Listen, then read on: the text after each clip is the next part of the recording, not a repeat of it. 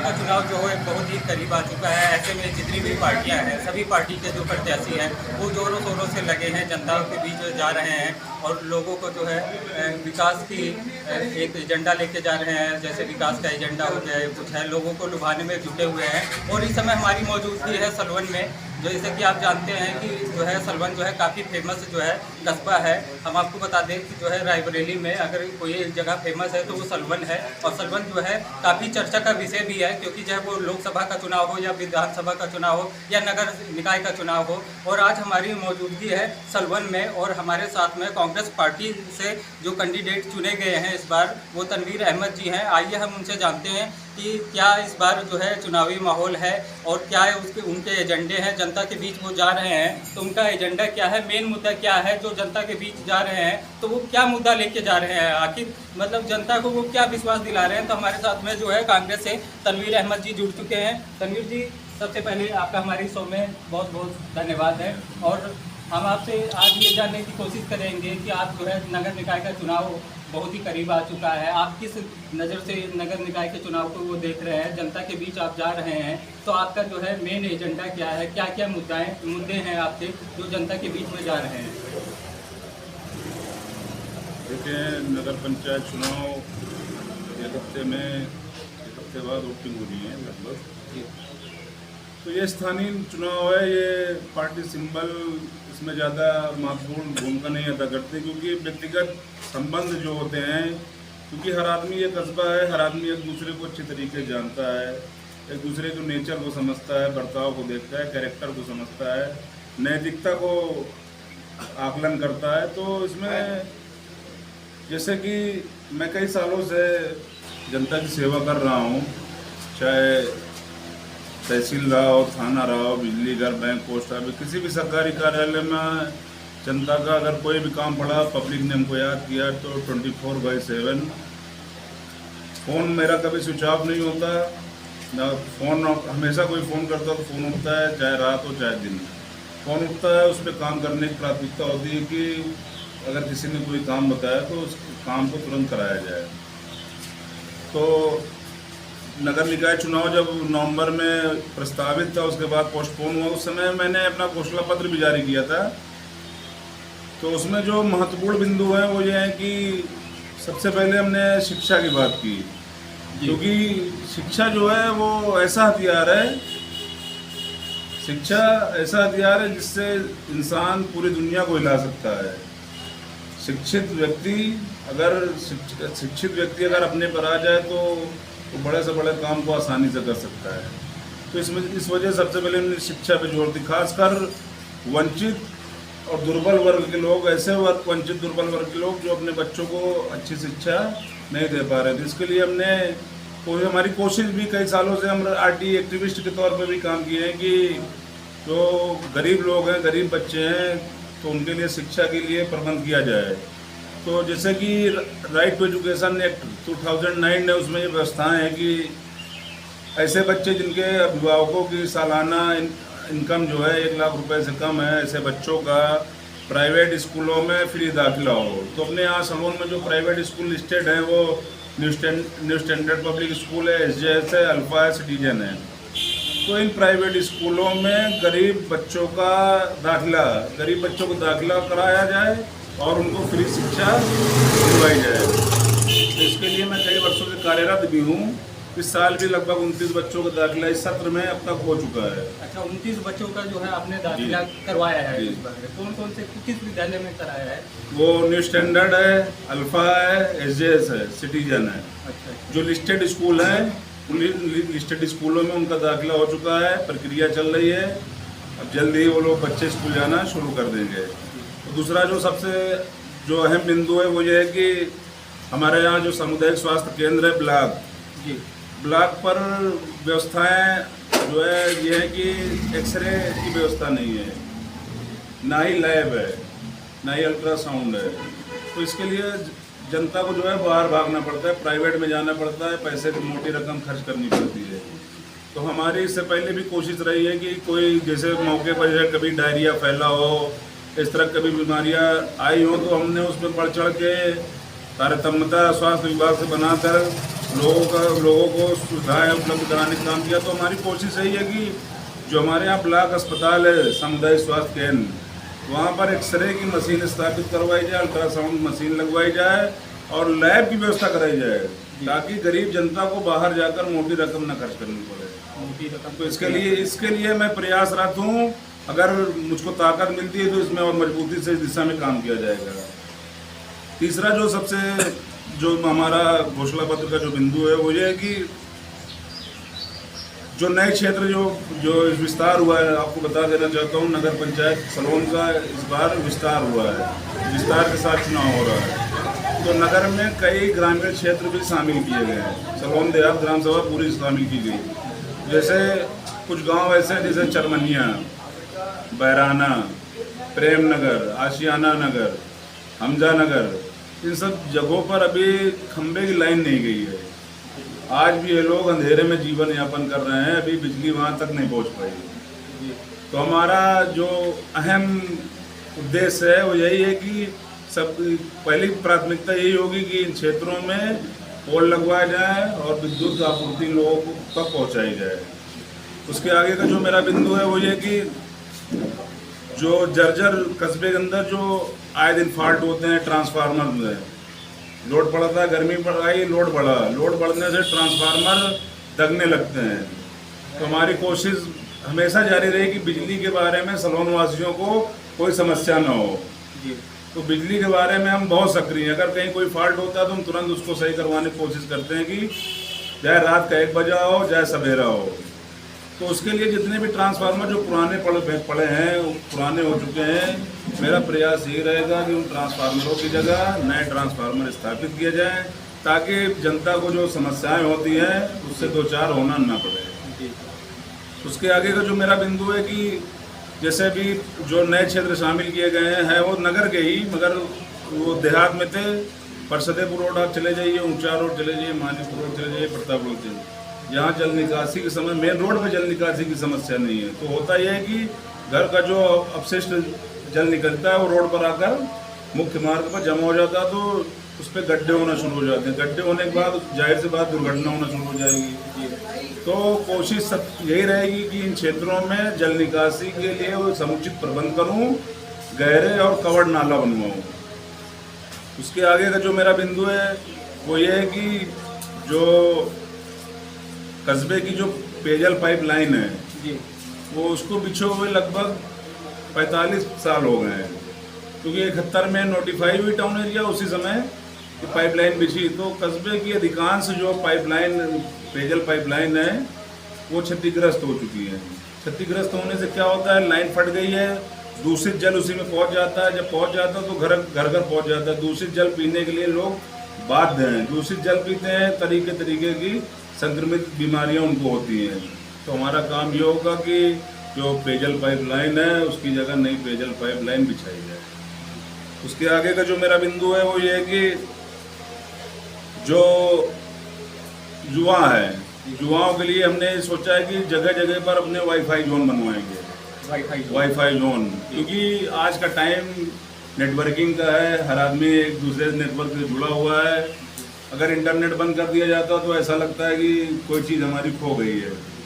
तो अपने युवा साथियों के लिए, क्योंकि युवा है तो युवा की बात करेंगे, युवाओं के लिए कस्बे की विभिन्न जगहों पर वाईफाई जोन बनाएंगे, सेल्फी जोन बनाएंगे, आकर्षक सेल्फी जोन बनाएंगे कि युवा को लगे कि जैसे सलोन का आदमी कोई बाहर जाता है तो आई लव लखनऊ देखता है तो तुरंत वहाँ एक सेल्फी लेता है।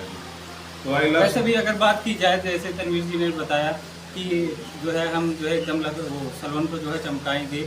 और अगर बात भी की जाए तो जैसे रायबरेली एक ये ज़िला है, यहाँ रायबरेली में जो है सलोन काफ़ी फेमस रहा है। यहाँ पर कांग्रेस का एक ज़माने में गढ़ कहा जाता था। अगर आप कहीं भी क्षेत्र में चले जाइए, सलवन का नाम पूछ लीजिए तो हर आदमी जो है बता देता है, क्योंकि सलवन जो है बहुत ही चर्चा का विषय बना हुआ है। देखिए, पूरे कस्बे की जो सबसे बड़ी समस्या है, आज की सबसे बड़ी समस्या है जिससे हर आदमी दो चार हो रहा है, वो ये है कि बिजली का बिल ज़्यादा आना, मीटर तेज चलना।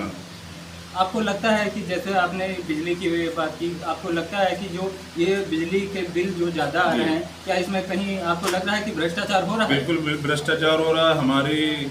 हम बिजली मतलब ये ऐसी समस्याएं हैं जिससे हम 2-4 रोज होते हैं, पब्लिक हमारे पास आती है तो हम उनका काम जब आगे लेके जाते हैं तो पता ये चलता है कि जो मीटर लगे हैं, जो कंपनियां मीटर इंस्टॉल की हैं, जो लगाए हैं, मीटर ही तेज चल रहे हैं। जाहिर सी बात, जब मीटर तेज चलेंगे तो बिल ज़्यादा आएगा, इससे हर आदमी परेशान है।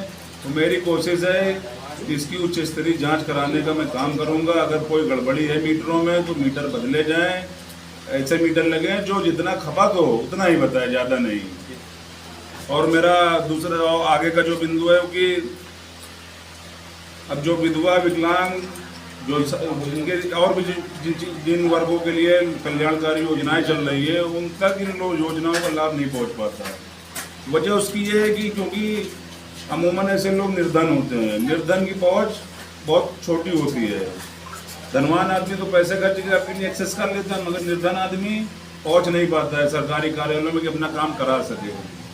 तो अगर हम चेयरमैन बने तो विधवा विकलांग वृद्धा पेंशन के लिए हर सप्ताह कस्बे में कैंप लगवाएंगे। आप वहीं आइए, अपना कागज दीजिए, घर जाइए, बाकी का काम हमारा है।